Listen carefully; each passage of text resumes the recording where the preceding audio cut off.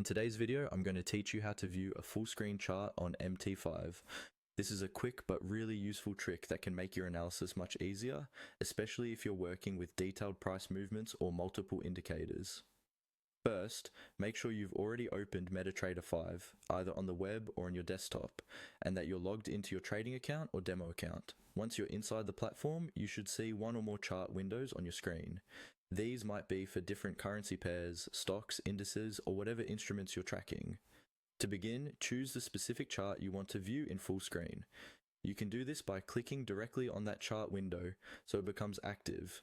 You'll know it's selected when it's highlighted or brought to the front, and any actions you take will apply to that chart. Take a moment to confirm you're on the correct symbol and time frame, because full screen mode will simply expand whatever chart is currently selected. Now look toward the upper right area of the chart window. Here you'll find a small set of icons. One of these icons is for entering full screen mode.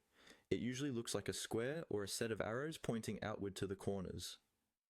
Hover over it and you should see a tooltip or label that confirms it's the full screen option. Go ahead and click on that full screen icon. As soon as you do this, your chart will expand to fill the entire available space. The surrounding panels, such as the market watch list, the toolbox, and other charts, will either be minimized or hidden, allowing you to focus completely on price action. This is especially helpful when you want to spot patterns, zoom in on recent candles, or just remove distractions from your workspace.